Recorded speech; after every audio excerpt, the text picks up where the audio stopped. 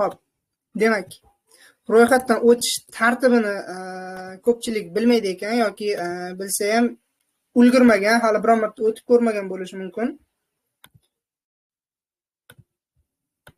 Shuning uchun harakat qilamiz.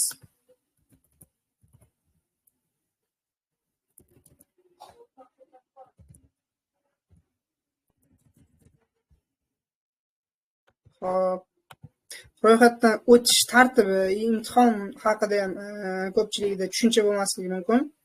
Shu haqida agar qandaydir savollaringiz bo'lsa, bersalaringiz javob berishga harakat qilaman qo'ldan kelgancha. Xo'p, bizniki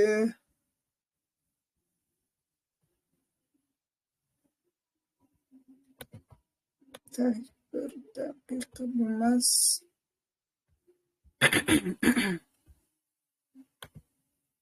Xo'p. Registratsiya tartibi quyidagicha edi. Tak bizda inglizcha qilamiz.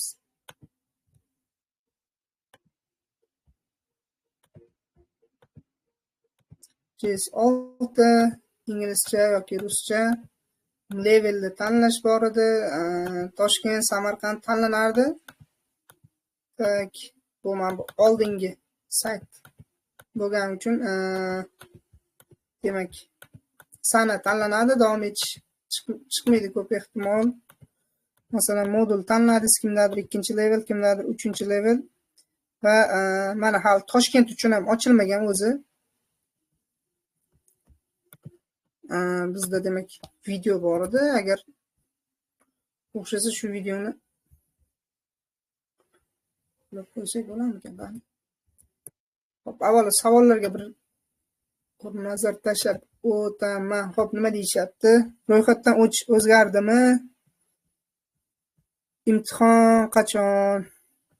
Hop, imtihon haqida, ro'yxatdan o'tish haqida juda ham ko'plab savollar. Ustozlar imtihonlar hali oxirgi ma'lumot Certiport O'zbekiston kanalida chiqqan. May oyiga qo'shimcha sanalar ochiladi deganda ochilmasligini e'lon qilgan. Yangi sanalar iyun oyida ochiladi va bu haqida kanalda kamida 24 soat oldin xabar beriladi deb yozilgan. Ya'ni bugun mana 1-iyun, demak 2-iyun kuni bo'lmaydi imtihon, bu aniq. Chunki agar bo'lganda bugun xabar berishgan bo'lardi. Ro'yxatdan o'tish ochilishini kutyapmiz, hamma qator biz ham. Shuning uchun sizlar biroz sabrliroq bo'lishlaringizni so'rab qolgan bo'lardik. Va yana qanday savollar bor? Agar savollar ro'yxatdan qachon, agar mana shu faqat ro'yxatdan o'tish haqida savollaringiz bo'layotgan bo'lsa, biz ham xuddi sizlar kabi kutyapmiz xolos. Chunki hozir qandaydir jarayonlar ketyapti. Chunki agar iyun oyi uchun katta tayyorgarlik bo'ladi ko'p ehtimol, chunki iyun oyida o'sha xususiy universitetlarda bo'lyapti imtihonlar. Inxada ayrim sanalarda millat umidida bo'ldi, chunki Inxada imtihonlar boshlangan edi o'sha vaqtda. Ko'p ehtimol bilan iyun oyida ko'proq sanalarga ochiladi, ya'ni bir haftaga 3 emas, balki 4-5 da ham sanaga ochilish ehtimoli bor. Shuning uchun menimcha hozir kelishuv jarayoni yoki o'sha imtihon o'tkazish tartibini qaytadan ko'rib chiqishyapti ular ko'p ehtimollik bilan. Shuni hisobiga mening fikrimcha, bu endi bu aniq rasmiy ma'lumot emas. Shuni hisobida cho'zilyapti ko'p ehtimollik bilan. Ya'ni ochilish sanalari. Ular sanalarni belgilash kerak, nechta kunga kelishi kerak, shartnoma qilish kerak va hokazolar. Xo'p, tayyorgarlik uchun qanaqa manbalar bera olasiz? Asqar Ali Vahidov yozibdilar. Xo'p, tayyorlanish uchun qanaqa manbalar bor? Bizda Coursera debman. Gmetrix'da tayyor nimalari bor. Menimcha YouTube'da ham ko'rsangiz bo'ladi. Mavzulari ham bor, savollari ham bor, mavzular ro'yxati ham bor. Biz domenlar ro'yxatini tashlaganmiz kanalimizda. Hozir men guruhga jo'natib qo'yaman shu narsani. Qanaqa domenlar bizda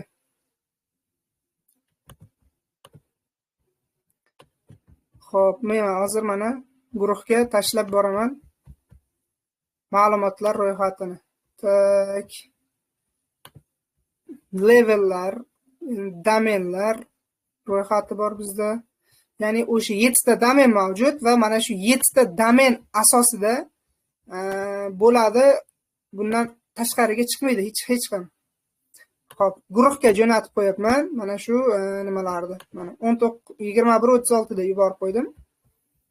Guruhga ko'rib nima qilsangiz bo'ladi. Xo'p, yana nima? Tayyorgarlik uchun manbalarni tashlab berdim. Xo'p, yana savollarda ro'yxatdan o'tish haqida ketyapti savollar.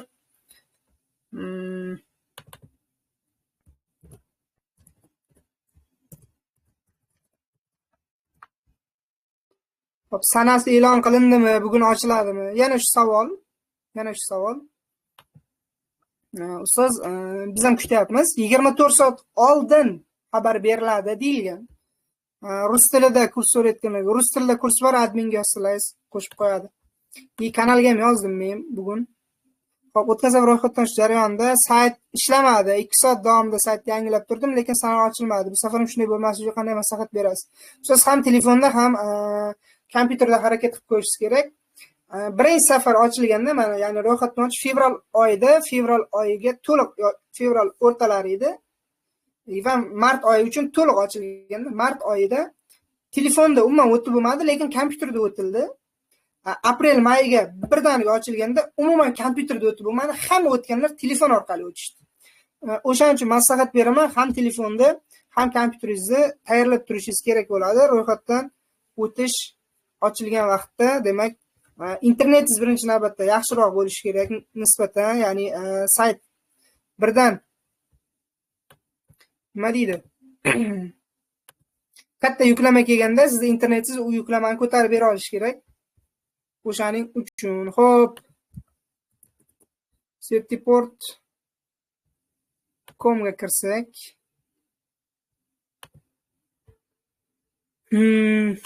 yana quyidagicha savol kelishdi. Demak, savollar yangilanadimi? 1-1,5 oyda o'zgaradi deyilgan Certiport kanalida deyilgan. Mana bu joyda demak, Certiport kanalida resurslarda mana Exim shunaqa nimasi bir joy bor, hozir men sizlarga topib berishga harakat qilaman. Ya'ni release sanalari bor o'zi. Bunday qilaylik. Certiport Exim releases deb yozamiz. Mana Exim releases detallarigacha berib qo'ygan. Ya'ni faol imtihon ilovalari, ya'ni qachon bo'lishi haqida IC3 uchun ochamiz biz. Amaliy testlar yo'q bo'lmas. Iyun oyida JS6 Spark qo'yilgan, ko'rayotgan bo'lsalaringiz. Bizniki Spark emas. JS6 mana hozircha, mana JS IC3 JS6 mana bu, demak, qaysi tillarda mavjudligi haqidagi bu ma'lumotlar. Mana rus tilida mana JS5 da yo'q edi, lekin mana qarasak rus tili mana JS6 da JS5 da bor, JS6 da hali yo'q edi. E'tibor bergan bo'lsalaringiz, hozirgi kunda bor. Ya'ni aprel oyini oxirida, yo aniqrog'i may oyining 14-sanasidan keyinmi qo'shildi. Xo'p, men tarjimonni o'chiring, xalaqit beryapti. Xo'p, bizda Exim release sanalari bor. Hozir men sanasini topib berishga harakat qilaman. Resource library bu yoqda emas. Training session mida. Mana shu atrofda hozir men sizlarga topib berishga harakat qilaman. Ya'ni Exim release nima degani? Bu o'sha imtihonga release qilinadigan, ya'ni nima desak bo'ladi? Buni qanday to'g'ridan-to'g'ri tushuntirish mumkin? Ya'ni yangi savollar qo'shiladi deb tushuntirsak bo'ladi. Ya'ni o'sha sanadan boshlab yangi sessiya savollar qo'shiladi.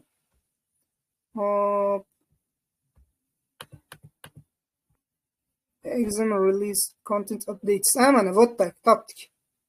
Imtihon mazmuni yangilanishlari, ya'ni eng so'nggi imtihon mazmuni yangilanishlari, imtihon nashrlar ro'yxati mavjud bo'ladi va mana iyun oyi uchun shu tarjimonni o'chirib turamiz.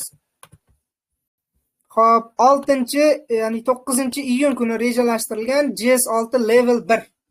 Ya'ni exam localization, bu Indoneziya uchun ahamiyat beramiz. Bizda O'zbekiston degan yozuv bo'lsagina bizda demak yangilangan bo'ladi. Ya'ni level 1 va level 3 Vietnam va Indoneziya uchun demak planet release date, ya'ni rejalashtirilgan reliz sanalari bor.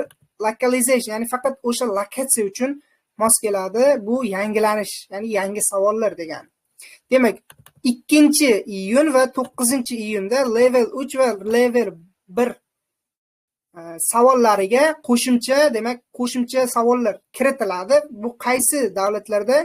Indoneziya va Bahasada hamda Vietnam nimasi uchun amal qiladi bu narsa. Ya'ni tushuntira olyapman, nima demoqchiman? Yangi savol qo'shiladi, faqat qaysi nimalar uchun, regionlar uchun? Indoneziya va Vietnam uchun. Bu degani katta ehtimollik bilan O'zbekiston lokal mintaqasiga demak exam update bo'lmaydi, ya'ni yangi savollar qo'shilmaydi ko'p ehtimollik bilan. Microsoft Certified Fundamentals degan imtihon ham bor ekan va bunda mana arab tili, nemis tili, xitoy tili, ispan tili, fransuz tili, rus tili ham qo'shiladi deb ko'rsatilgan. Bundan oldingi sanalarni ko'radigan bo'lsak, ya'ni may oyida yangilanish bo'lmadi deyarli. Release languages bo'yicha, ya'ni tillar bo'yicha ko'rsa bo'lar ekan. Yo'q, bizga til bo'yicha kerak emas.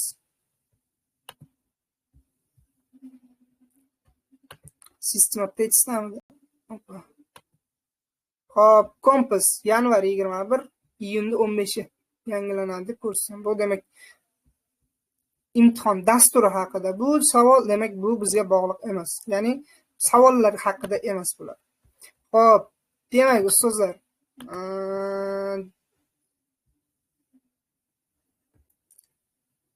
menimcha tushuntira oldim deb o'yladim. Ya'ni har bir yarim oyda o'zgaradi degan savolga javob bera oldim deb o'ylayman. Ya'ni mana bu saytda ko'rinadi qachon o'zgaradi, qachon yangi savol qo'shiladi, ya'ni yangi paket savollar qo'shiladi. Upcoming updates, ya'ni yaqinlashayotgan yangilanishlar sahifasidan topsangiz bo'ladi. Men mana shu sahifa linkini guruhga qoldiraman. Ya'ni guruhga link qilib tashlab qo'yaman. Shundan ko'rib olsangiz bo'ladi. Qachon yangilanish keladi, yangi savollar qo'shilishi mumkin degan.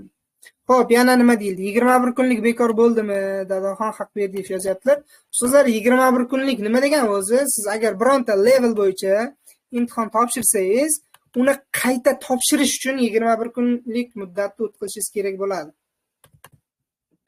Ya'ni siz birinchi level topshirdingiz va o'tolmasangiz, yana o'sha levelga qayta imtihonga kirish uchun 21 kun vaqt o'tkazishingiz kerak. Ya'ni 21 kundan keyingina topshira olasiz. Muddat, ya'ni jarima muddati mavjud bo'ladi sizda. Imtihondan yiqildingizmi, o'sha level imtihonini topshirish uchun siz 21 kun jarima muddatini o'tkazib berishingiz kerak bo'ladi. Juda ko'pchilik pochtasiga o'sha imtihonga kirganlar biladi bu narsani, ya'ni yiqilganlar juda ham yaxshi biladi. Pochtasiga xabar kelgan, sizda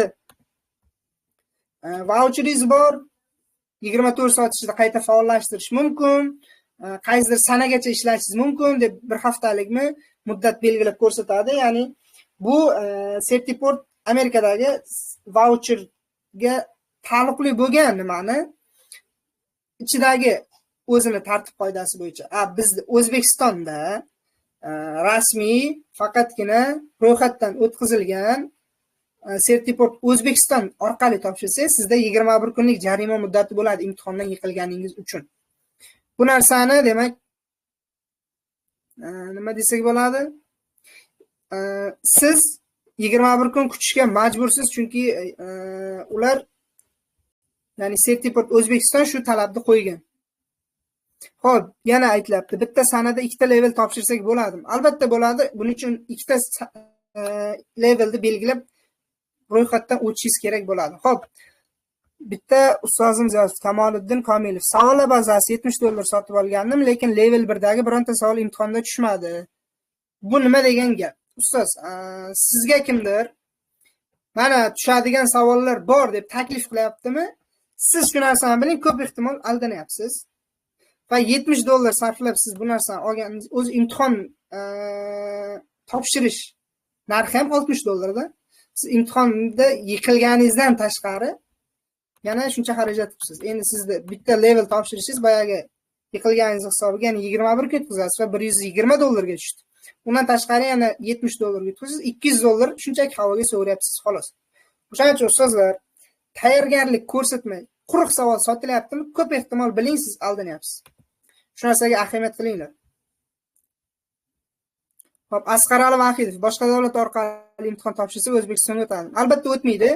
Chunki sertifikat tasdiqlaydigan qaror hujjatini tanishib chiqsangiz, yozib qo'ygan rasmiy imtihon markazida topshirsagina, bu nima deydi? Rasmiy imtihon markazida topshirsangizgina sizga demak ustama to'lanadi. Ya'ni siz boshqa davlatda imtihon topshirib o'tsangiz sizga beraveradi. Muammo emas. Hop, men o'zimni nimamni ko'rsataman hozir sizlarga. Hop. Mana bunaqa joyi bor, sizlar balki ahamiyat bermagan bo'lishlaringiz mumkin.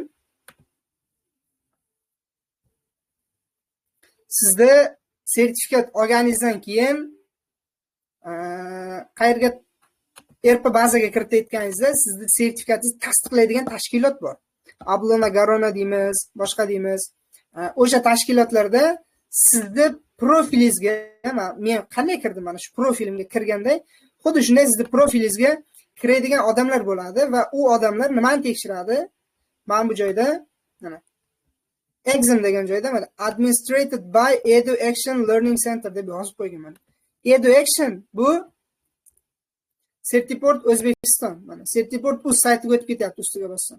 Ya'ni Certiport O'zbekistonda topshirdi, bu rasmiy joyda topshirdi degan nima bo'ladi? Administrated by EduAction. Ya'ni siz mana shu rostdan rasmiy joyda topshirdingiz degan yozuv bo'lsagina sizga ustama to'laydi. Mana bu yozuv EduAction yozuvi yo'qmi sizda? Demak sizga ustama to'lanmaydi. Mana shu narsaga ahamiyat beringlar ustozlar. Xo'p. Bu GS5 bo'yicha va mana bu GS6 bo'yicha master sertifikati. Xo'p, men buni nimada topshirgan paytimda. Xo'p, keyin yangi, ya'ni qaysi ma'noda yangi? Yangilangan tartibdagi savollarda mana bunaqa yozuvlar bo'ladi. Ya'ni GS6 level 1 O'zbekiston degan yozuv bo'ladi. Boya aytganimdek, boyagi yangilanishlar faqat Vietnam bilan Indoneziya uchun xolos. Mana bu. Indoneziyaga yangi imtihon lokalizatsiyasi va Vietnamcha, ya'ni Vietnam tilida bo'ladi. Tushunasizlar? Siz savol yangilandi degan narsa bunga bog'liq bo'lmaydi. Xo'p, sertifikat silka qanday olinadi? Agar siz sertifikat olgan bo'lsangiz, sertifikatingizda Asqar Ali Vahidov yozibdilar savolda, sertifikat silkasi qanday olinadi? Sertifikatingizda yozilgan bo'ladi bu narsa, ya'ni uni seriyasi va seriyasini ostida nima bo'ladi? Sayt bor. Men sizlarga namuna qilib ko'rsatishga harakat qilaman. Xo'p. Masalan, men bu mana ochamiz. Mana yozuv bor bizda. Bu seriya raqam deyiladi. Va uni ostida sayt bor, verify.certiport.com degan. Shu orqali verify.certiport.com saytiga biz nima qilamiz? O'sha seriya raqamni kiritamiz.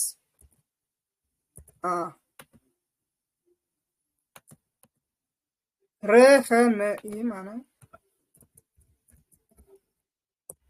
Va bunisi 4WB3. Menimcha kichkina deyiladi.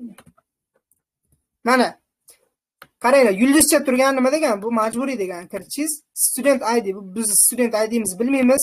Tug'ilgan sanamizni kiritishimiz shart emas. Verify'ni bossak nima qiladi? Bizda mana IC3 darajasidagi IC3 level master, ya'ni master. Biz nima qilamiz? Silkasini olish uchun online copy degan yozuvga bosamiz. Online copyni bosdikmi, mana bu havolani endi ko'chirib olsak bo'ladi. Ya'ni mana yuqoridagi link bu mana. Istalgan joyda biz bu linkni tashlaydigan bo'lsak, to'g'ridan-to'g'ri bizni mana shu sertifikatimizga olib boradi. Mana linkni joyladim. Mana meni master sertifikatimni chiqaryapti. Ko'ryapsizmi? Lekin mana bu joydan, ya'ni sayt profilimni ichidan, mana bu profilimni ichidan men ochamanda va mana bu silkani olsam va boshqa agar boshqa profilga o'tib olay. Boshqa profildan, ya'ni misol uchun siz zauchizga tashlab berasiz, zauchiz o'zini kompyuterda ochmoqchi bo'lsa, mana bunaqa ko'rinishda ochadi. Siz ro'yxatdan o'tmagansiz bu ma'lumotni ko'rish uchun degan yozuv bo'ladi. Nariga silkani tashlaydigan bo'lsak, mana bu onlayn kopiyadagi silkani tashlaydigan bo'lsak, mana bunday ko'rinishda chiqib keladi. Ya'ni ko'rinadi bu tashlab bergan linkingiz. Profilingizni ichiga kirsangiz, bu faqat sizning profilingizni login parolingiz bilan kirgan odamgina ko'ra oladi bu narsani. Ammo bu ommaviy ulash uchun shunaqa silka olinadi. Qayerdan olinadi? Boya aytgandek, verify.certiport.com sayti orqali. Mana.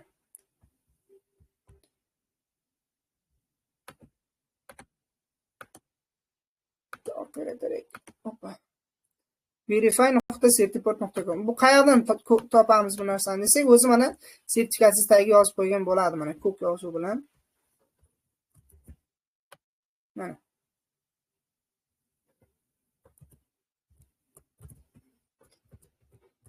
Xo'p, yana savollar bo'lsa, ustozlar, marhamat.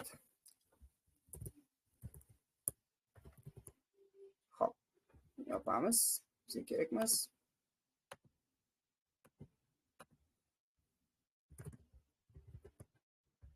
Xo'p, yana darajasi ustama miqdoriga ta'sir qiladi. Hech qanaqa ta'sir qilmaydi. Kamoliddin Komilov yozyaptilar. Siz A olasizmi, A+ olasizmi, B+ olasizmi? O'tish bali 700 ball. Siz 700 ball uchalaringizni ham 700 qilib to'playsizmi? Bo'ldi, sizga ustama beriladi. Siz hammasini 1000 ball qilib to'plasangiz ham, hammasini 700 ball qilib to'plasangiz ham bir xil ustama beriladi. 1% ham ortiqcha berilmaydi. Xo'p, yana registratsiya o'tgan shiorsiz olgan. Nima dedilar? Qildim, 21 kun o'tdi, biroq chaqirmadi deb yozibdilar. Ya'ni Umida Rasnazarova, Umida ustoz yozibdilar. Men birdan yiqildim, lekin 21 kun o'tdi, chaqirmadi deyaptilar. Siz ro'yxatdan o'tib topshirishga borasiz. Siz ro'yxatdan o'tmagan bo'lsangiz, sizni chaqirmaydi hech kim. Siz mana bitta o'rinni band qildingiz ro'yxatdan o'tib va o'sha o'rinni topshirdingiz imtihon. Endi ikkinchi marta imtihon topshirish uchun yana ro'yxatdan o'tib bitta o'rin band qilishingiz kerak boshqa sanaga. Ya'ni siz imtihondan yiqildim, endi chaqiradi meni degan narsa bo'lmasligi kerak. Xo'p. Yana keyingi savollar. Nima uchun imtihon Andijon, Farg'ona boshqa viloyatda qo'yilmaydi, faqat Namanganda? Qolgan viloyatlar qo'yilsa ro'yxatdan o'tish ham oson bo'lar edi, deb yozibdilar Odinaxon Tolipov. Ustoz, bu narsani Certiport O'zbekiston biladi aniq nima uchun faqat Namanganda bo'layotganini. Agar eslasalaringiz, JS5 da Andijonda ham bir marta bo'lgan, adashmasam, yoki JS5 da bo'lmasa Microsoftda Andijonda, Farg'onada bo'lgan edi. Faqat Namanganda menimcha ko'p ehtimollik bilan yaxshiroq ularga taklif bo'lgan boshqa viloyatlardan ko'ra, ya'ni vodiyning boshqa viloyatlardan yoki boshqa shaharlaridan ko'ra. O'shaning uchun deb o'ylayman men. Chunki men o'zim guvohi bo'lganim, bir marta Surxondaryoda bo'ldi, Termizda. Juda ham tashkilotchilik yomon bo'lgan hisobiga umuman Surxondaryoga qo'yilmadi. O'shandan keyin Qashqadaryoda bo'ldi, adashmasam, yoki umuman bo'lmadi o'shandan keyin. Shuning uchun deb o'yladim men, aniq javobni ular biladi baribir. Men shunday o'yladim faqat. Xo'p, men birinchi leveldan o'tdim. Ikkinchi level eski login parol bilan kirgandim, yiqildim. Uchinchi level borganimda qog'ozcha berishdi. Login parolim bor desam ham, shu login parol boshqacha edi. Uchinchi leveldan o'tdim. Muammo bo'lmaydimi? Login parol ikki xil bo'lib qoldi. Muammo bo'ladi. Bu narsani Certiport admin yozib tushuntirishingiz kerak bo'ladi. Chunki siz mana birinchi leveldan o'tgansiz, o'sha profil, ikkinchi leveldan ham o'sha profil, uchinchi level boshqa profil bo'lsa, siz shunchaki yangi profildan uchinchi level bittagina imtihon topshirgan bo'lib qolasiz, xolos. Buni aytsangiz, profillarni yoki birlashtirib beradi, yoki sertifikatni o'tkazdirib, xolos yo'li bor, yo'lini qilib berishadi. Muhayyoxon Hamdamova, ustoz, agar eshitayotgan bo'lsangiz, savolingizga javob berdim. Certiport administratorlariga yozasiz, tushuntirasiz vaziyatni to'liq qilib, mana shunaqa vaziyat bo'ldi, shunaqa men borgandim, lekin menga yangi login parol berlaringiz deb tushuntirsangiz, ular harakat qilishadi to'g'rilab berishga. Xo'p, bir kunda ikkita imtihon topshirish zarur bo'lsa, imtihon orali qancha vaqtdan olish maslahat berasiz? Tayyor bo'lsangiz, uchalasini ham bir kunda topshirsangiz bo'ladi. Asqar Alivahidov ustoz. Siz tayyorgarligingizga bog'liq. Meni o'zimni shaxsiy maslahatim, bir kunda ikkitadan ortiq iloji bo'lsa topshirmang. Eng yaxshi, udobniy varianti bir kunda bitta imtihon topshiring, shunda nagruzka ham bo'lmaydi miyangizga va tayyorgarlik ko'rishga ham ulgurasiz. Xo'p, savol 21 kun qo'shimcha o'rin ajratamiz degan edi. Adminga yozdim, lekin atvet yo'q deb. Umida Risnazarova yana yozibdilar. Ustoz 21 kunda o'rin ajratamiz degan nimaga? Siz topshirgan sanangizdan keyin men bu 30, 31, 29 adashmasam shu bayram kunlariga qo'shimcha sana ochamiz deb reja qilishgan edi, lekin ochishmadi. O'shaning uchun bo'lgan menimcha bu narsa. Xo'p, iyun oyida savollar o'zgarmaydi. Hozir boyroq tushuntirdim, videosi chiqsa ko'rib olasiz. Surayyo Mashrabboyevni. Ustoz, bu haqida tushuntirdim. Iyun oyida yangi reliz sanalari yo'q. Faqat Vyetnam bilan Indoneziya uchun bor. Xo'p, ro'yxatdan ochish qachonga ekan? Kechroq ko'rgan edim. Dilmurod Yo'ldosh. Dilmurod aka, men ham kutyapman. 1-2 kunda aniq bo'lib qolsa kerak. Hozircha hech narsa yozishmadi. Ya'ni yangilik bo'lgan yo'q. 24 soat oldin xabar berishadi. Ertaga, demak, ro'yxatdan o'tish mana shu vaqtlarga ochiladi deb. Ya'ni bir kun oldin mana. Bugun hali berishmadim, demak 2-iyun kuni ochilmaydi, bu aniq. 3-iyun kuni ochilishi mumkin, kutamiz endi. Xo'p. Ro'yxatdan o'tish o'zgarganmi? Yo'q, ro'yxatdan o'tish o'zgarmagan. Yuqorida video ham tashab qo'ydim, kanalda ko'rsalaringiz bo'ladi. O'sha tartibda o'taverasiz. Xo'p. Attestatsiyaga foydasi bormi, yo'qmi sertifikatda? Majburiy attestatsiyaga hech qanaqa nimasi yo'q. Izzatulloh xo'ja yozibdilar. Attestatsiyaga issiq-sovuq yo'q bu narsani, ya'ni ta'sir yo'q hech qanaqa. Xo'p, sertifikat KXK ga ham o'tadimi ustama hisobida? KXK nima degani? Shuni bir izohlab berasizmi, Voltayeva Zilola? Agar kasb-hunar maktablari, texnikumlarga desangiz o'tadi. Xo'p, qaysi tilda topshirgan ma'qul? O'zingiz yaxshi tushunadigan tilda topshirganingiz ma'qul. Avaz va M yozibdilar. Xo'p, iyun oyida imtihon qaysi sanalarda bo'lishi e'lon qilindimi? Ibragimova Shahnoza. Yo'q, hali e'lon qilingan yo'q, kutyapmiz. Har bir level uchun alohida ro'yxatdan o'tamiz. Xuddi shunday Rayhon To'labayeva. Xuddi shunday har bir level uchun alohida imtihondan ro'yxatdan o'tasizlar. Xo'p, login parol unutib qo'ysak nima bo'ladi? Login parol unutib qo'ysangiz topib berishadi, so'rasangiz. Iyun oyiga ro'yxatdan o'tish qachon ochiladi? Yana ro'yxatdan o'tish haqidagi savollar. Ustozlar, ro'yxatdan o'tish kutyapmiz biz ham. Rasmiy xabar Certiport Uz kanalida e'lon qilinadi. Certiport pastki chiziqcha Uz deb mana nimasini qoldirdim. Shu kanalga o'tib olsalaringiz, yangilik bo'lsa xabar berishadi. Xo'p, rus tilida kursga qatnashmoqchiman, batafsilroq ma'lumot bering. Registratsiyaga amaliy yordam berasizmi? Kozimjon Yo'ldosh, registratsiyada faqat o'zingiz o'tasiz. Hech kim amaliy yordam bera olmaydi, chunki men bu guruhda yozmadimmi? Certiport O'zbekiston hamkor trenerlari bor edi, hamkorlik to'xtatildi. Sababini aytishmadi ham bizga. So'raganimizda javob yozishmadi. Shunchaki qanaqadir sababga ko'ra, bizga ham, ularga ham bog'liq bo'lmagan sababga ko'ra ro'yxatdan o'tishga endi trenerlar aralasha olmaydi. Kurs haqida kanalda yozilgan. Shuni o'tsangiz, ko'rsangiz bo'ladi. To'pni tashab qo'yaman linkini. Hop. To'liq ma'lumot yozilgan. Shuni ham tushunmasangiz adminga yozasiz. Guruhimiz qani bizda? Hop. Yana nima deyildi? Admin bilan qanday bog'lansam, iltimos aytib bering. Certiport admin bilan Certiport Uz kanaliga o'ting, admin nimasi yozilgan.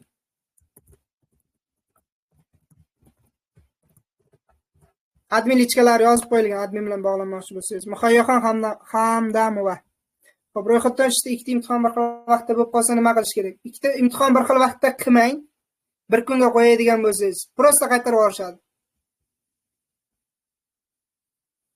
Ro'yxatdan o'tayotganda sizlar shu narsaga ahamiyatli bo'linglar. Ro'yxatdan o'tayotganda vaqtni, sanani to'g'ri belgilang va levelni. Masalan, siz ikkinchi levelga 2 marta ro'yxatdan o'tsangiz, ikkinchisi imtihonga kiritishmaydi. faqat topshiradigan levelingizgagina ro'yxatdan o'ting va topshirmaydiganingizga yoki topshirib bo'lganingizga qaytadan o'tib qo'ysangiz, shunchaki qaytarib yuborishadi. Bu narsa haqida yozishdi ham Certiportus kanalida. Kanalga o'tib yangiliklarni o'rgansangiz bo'ladi. Xo'p, level 2 o'zi qaysi bir tushunishni oldindan bilsa bo'ladimi? Imtihonga kirgan vaqtingiz bilasiz, testni boshlashdan oldin faqat.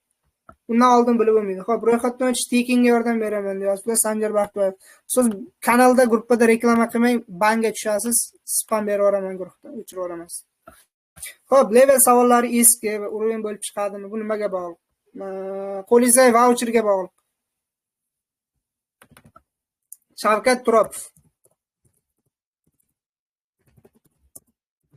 Vaucherga bog'liq. Kurs narxi qancha? Yozilgan. Hamma narsa yozilgan.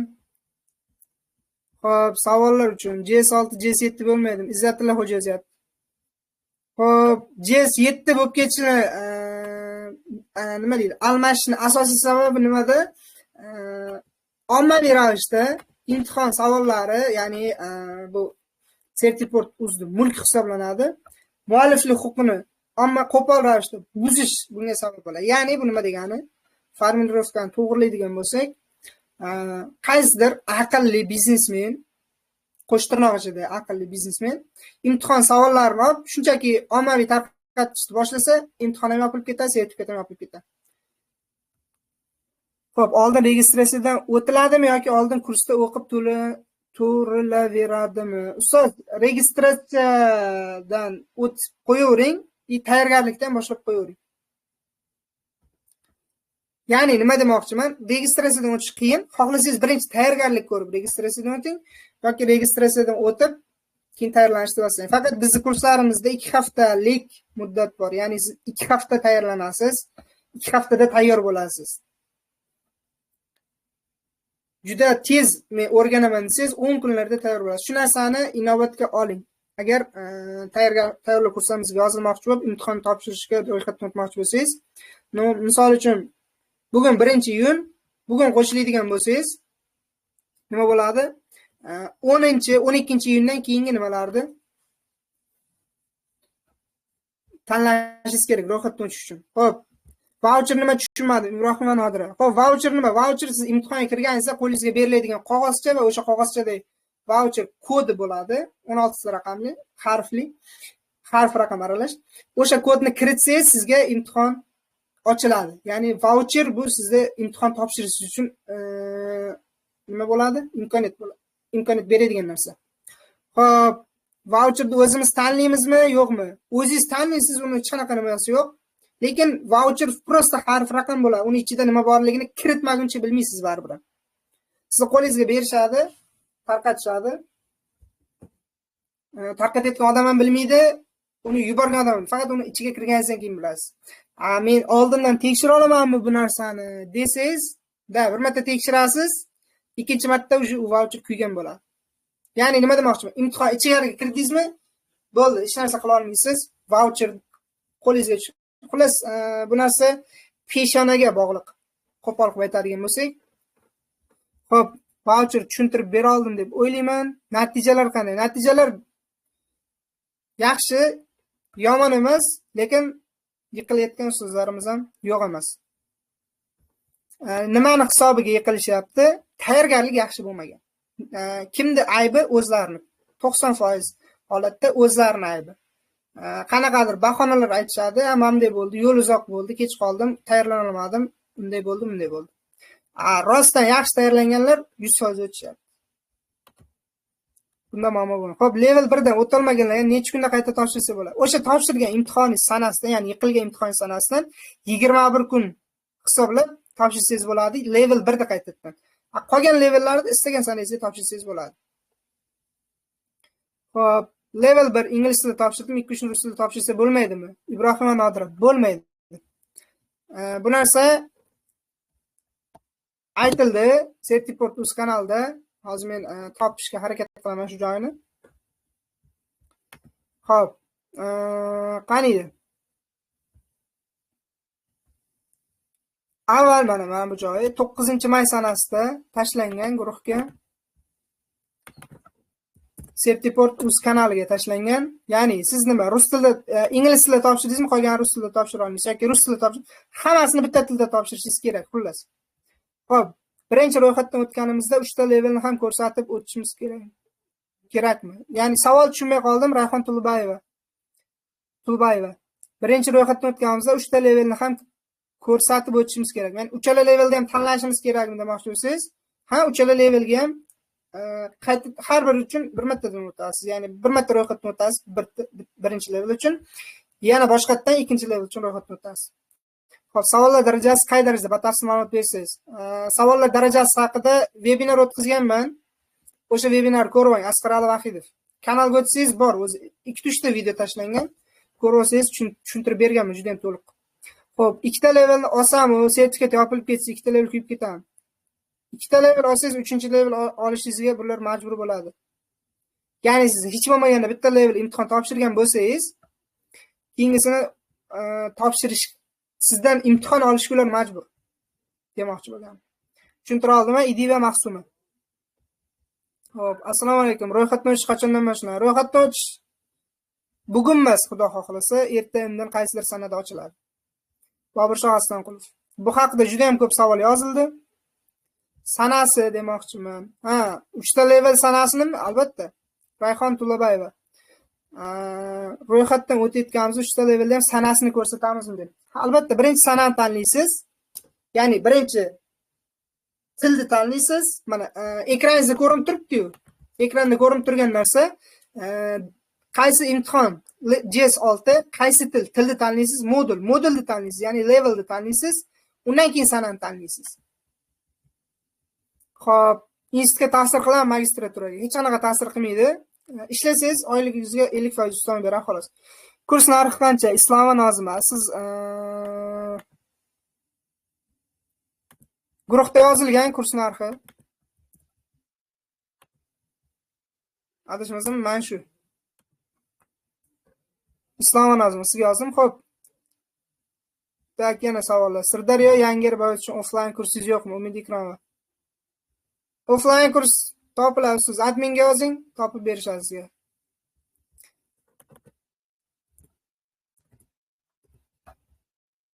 Admin profilini yozib qo'ydim. Yozsangiz xabar berishadi. Xo'p, yana nima deyishdi? Keyingi savolga o'tamiz. Yangi level bo'yicha kurs narxi qancha ustoz? Kurs narxi haqida yozdik. Hammasi batafsil yozilgan, tashlab chiqyapman. Xo'p, ikkini o'qidim, savol o'zgarib ketgan uchun ro'yxatdan o'tishga ham uddasidan chiqa olmadim. Ikkini boshqatdan o'qiyman men. Boltayev Izroil. Ikkidan yiqilgan bo'lsangiz, ha, guruhda qaytadan o'qisangiz bo'ladi. Qo'shimcha to'lov olinmaydi. Shunchaki xohlasangiz o'sha guruhingizda, xohlasangiz yangi boshlangan guruhga qo'shilib o'qisangiz bo'ladi. Xo'p, level 1 dan o'tib bo'lgandan so'ng level 2 uchun to'lov qilib tayyorlansak bo'ladimi? O'zingizga bog'liq, Rayhon Tulabayeva. Xo'p, ikkinchi, uchinchi level 1 dan topshirsak bo'ladimi? Xohlaganingizdek topshirsangiz bo'ladi. Xohlasangiz uchalasini ham birdan topshirsangiz bo'ladi, tayyor bo'lsangiz. Go'zal Mirzayeva. Xo'p. Boshqa qo'shni davlat imtihonidan o'tish mumkinmi? JS5 ochiq bo'lsa. Bemalol o'tsangiz bo'ladi, lekin unga ustama to'lanmaydi. Ustama to'lanish uchun Certiport O'zbekiston, ya'ni O'zbekiston rasmiy Certiport markazida topshirishingiz kerak, imtihon markazida. 3-level yiqilganman. Mashrapova Zulfiya. Ustoz adminga yozing.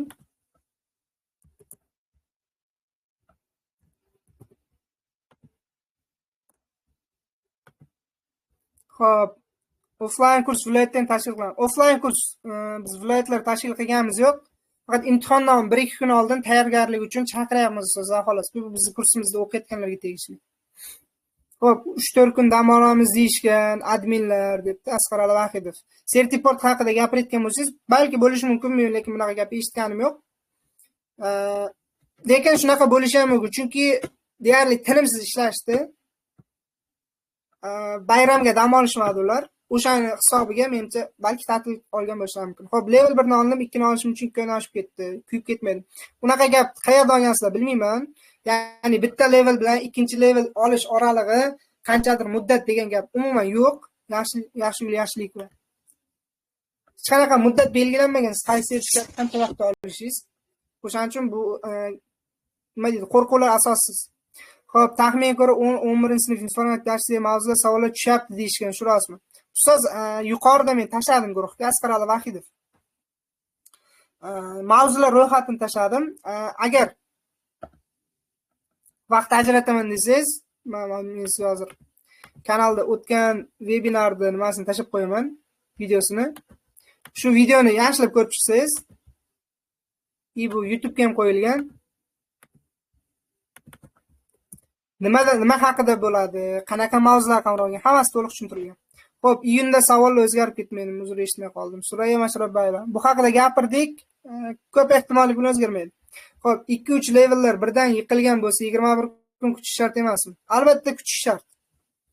Xo'p, Lobar degan ustozimiz yozgan ekan. Xo'p, yangi guruh ochasizlarmi rus tilida? To'lib qolyapti guruhlar. Siz adminga yozing, hozir qabul ochiq. Rus tilidan qabul ochiq, ingliz tilidan ham. Faqat 2-level boshladik. 1-leveldan tayyorlanaman desangiz, 1-levelda dars o'tilgan guruh ham bor, yangi guruh ham ochyapmiz rus tilida. Aynan. Xo'p, men 2-level o'tolmaganman, level yangi guruhga qo'shilsam bo'ladi. Adminga yozing, qo'shib qo'yay, xudo xolasa. Xo'p, Sulaymonova Rayhona. Adminga yozasiz. Xo'p, so'z yo'q, o'tib qo'ygandim. Imtihon kuni qo'limga berilgan login parolni nima bo'ladi? Tushunmadim. Ishonqulova Dilrabo, savolingizni to'liqroq qilib yoza olasizmi? Savolingizga tushunmadim.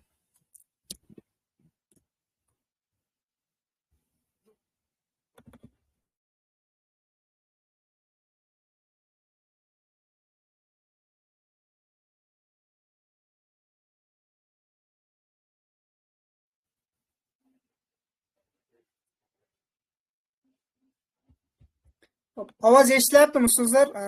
Men bitta uzilish bo'lib qoldi. Ovoz bormi? Shuni komment yozib yuboringlar, ovoz degan xabarimga.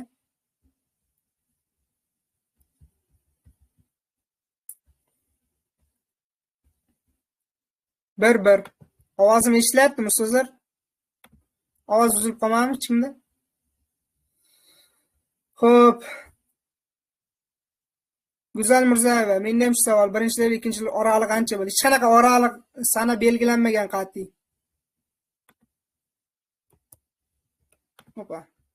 Xo'p. 1-2-level, 3-level o'tganman, 2dan yiqilganman. 21 kun bo'ldi. Faqat 2 uchun o'tasiz.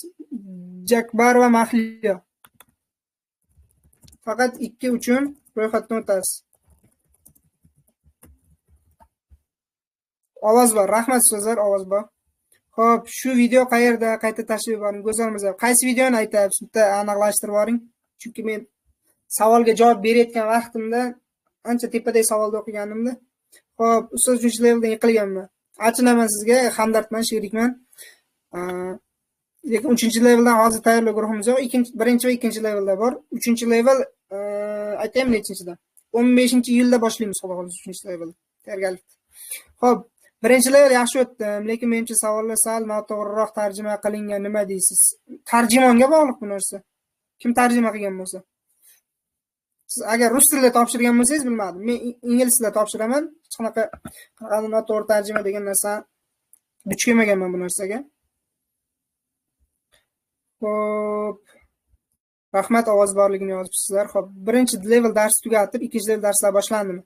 Sizlar Ravshanni rus tilida ham, ingliz tilida ham mana bu may oyi o'rtasida ochilgan guruhimiz shunday. 18-darajamizdan boshlangan. 14 kun o'tdi. Darslar 1-level darslari tugadi, 2-level boshlandi. Xo'p. Ha deb yozib qo'ysak bo'ladi. Ovoz uzilib qolyapti-da, ovoz uzilib qolyapti, chunki menda bir internet o'chib yonib qoldi o'sha hisobiga. Xorazm registratsiya ochiladimi? Sholpan degan ustozimiz yozdi.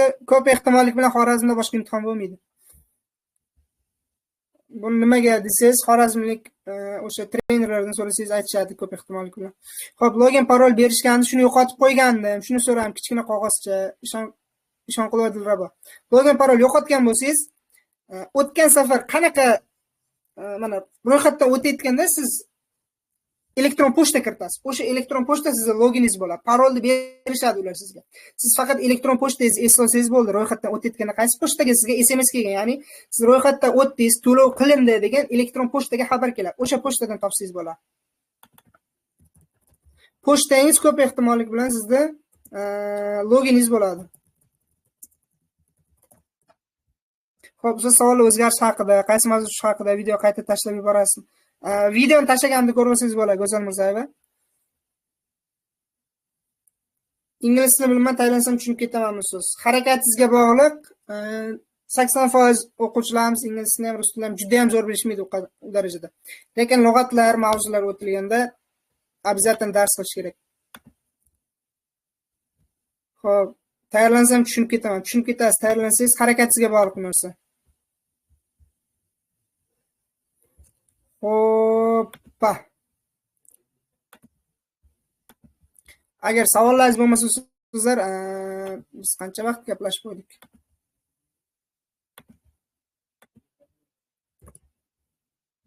Ekran ko'rinyapti.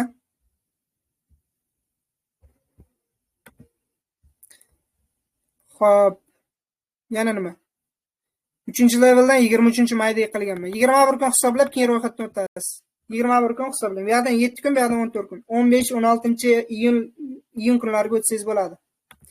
ADT deb yozib qo'yasiz, ismingizni bilmadim.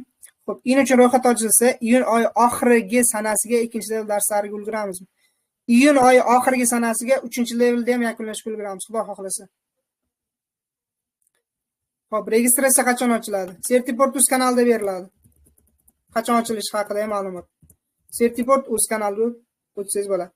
Xo'p, tayyorlov guruhiga qo'shilmoqchi bo'lganlar adminga yozasizlar. Adminni belgilab ketaman.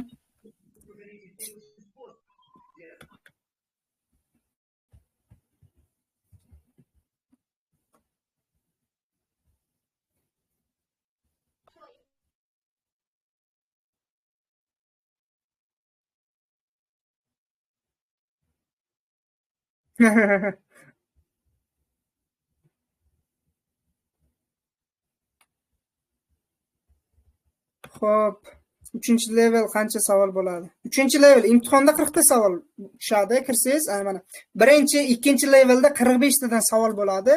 3-levelda 40 ta savol bo'ladi. Ya'ni bitta nozik jihati bu yoqda bor. Nozik jihati, siz 1-chi, 2-levelda masalan 10 talar xato qilsangiz ham siz 700 balldan yuqori ball to'pla olasiz. Ya'ni siz 45 ta savoldan 35 ta topsangiz ham siz 780-800 ball atrofida ball to'pla olasiz. Lekin level 3 ta, ya'ni 3-level imtihonda 40 ta savol bo'lgan hisobiga siz agar 10 ta xato qiladigan bo'lsangiz, siz 600 dan past ball, ya'ni 700 dan past ball to'playsiz, yiqilish ehtimoli ko'p bo'ladi. O'shaning uchun sizlar 3-levelda 40 ta savol tushadi imtihonda. 3-levelga qiyin bo'lgani uchun ko'proq tayyorgarlik ko'rish kerak bo'ladi. Xo'p, kimdir hozir nimadir yozib o'chirib tashladi. Hozir o'qiymiz bu narsani.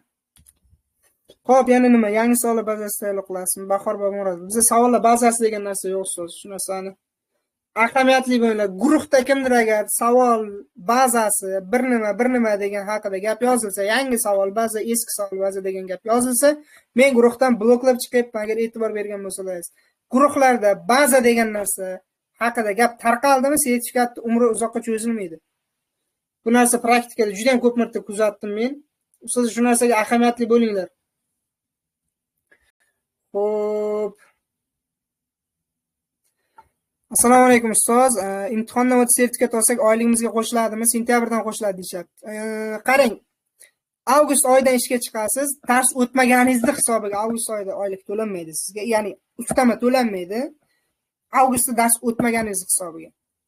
Shuning uchun sentyabrdan qo'shiladi. Xo'p, kursda qancha tayyor savollarimiz 3-level. Biz qarang, savolga spesialni tayyorlamaymiz. Biz mavzu bo'yicha tayyorlaymiz. 7 ta domen bo'yicha. Sapargul Jumashova ustoz. Jonli efir darsim bor. Dars bir marta ko'rib olsangiz, tushuntirganman hammasini to'liq. Qanaqa o'tlar, qanaqa tartibda bo'ladi, imtihonga qanday tayyorlanasiz, uyga vazifa qanaqa beriladi, hammasi haqida to'liq mana shu vebinarda tushuntirganman. 1 soat 13 daqiqa vaqt ketadi. Bitta gap bilan yozib tushuntirish qiyin, juda ham keng maydalab tushuntirganman. Video dars ko'rib olsangiz bo'ladi. Ochiq turibdi Telegram kanalda. Yopiq kanalda emas, shunaqa guruhda emas. Xo'p. Agar ustozlar savollar bo'lmasa, men jonli efirda yakunlamoqchiman. Deyarli 1 soatga yaqin savol javob qildik, xudo xolasa. Va nima demoqchiman? Zapis tashlab qo'yaman kanalga. Zapis tashlanadi. YouTube'ga ham joylayman xudo xolasa buni. YouTube kanalda ham ko'rsalaringiz bo'ladi. Va hozir bugun 6-iyun to 5-iyungacha, ya'ni 1-iyun bugun 5-iyungacha guruhga qabul davom etadi. 5-iyundan keyin, ya'ni 5-iyun qaysi sana bo'ladi o'zi? Juma bo'lar ekan. Shanba kuni qabul to'xtatamiz.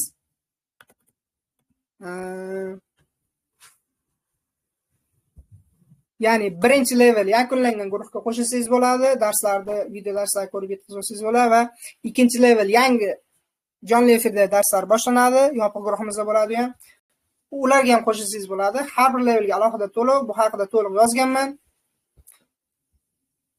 Xo'p, admin bilan bog'lansalaringiz, sizlarga shartlar tushuntiradi. Ya'ni qanaqa guruhga qo'shilish sharti, to'lov qanaqa tartibda qilinadi, hammasini tushuntirib beradi. Xo'p, nima deyilyapti yana? Rahmat ustoz, mehrlar yozib bo'ling. Martoz kursiz oldim, 2-3 level siz kursiz o'qib yakunlayman. Xudo xolasa boltayingizlar. Xudo xolasa ustoz, 1-level olgan bo'lsangiz, xotirjam 2-3 levellarga tayyorgarlik ko'ravering ustoz. Xo'p, jonli efirda yakunlaymiz sizlar. Agar qanaqadir savollaringiz qolib ketgan bo'lsa, men javob bera olmagan bo'lsam, guruhda yozinglar, men yozma javob qaytarishga harakat qilaman. Hammaga kattakon rahmat ustozlar. Agar 1-2-leveldan qo'shimcha qabulga biz guruhimizga qo'shilmoqchi bo'lsa, admin profilni qoldiraman. Bemalol qo'shilsalaringiz bo'ladi. Hammaga kattakon rahmat ustozlar. Sog' salomat bo'linglar.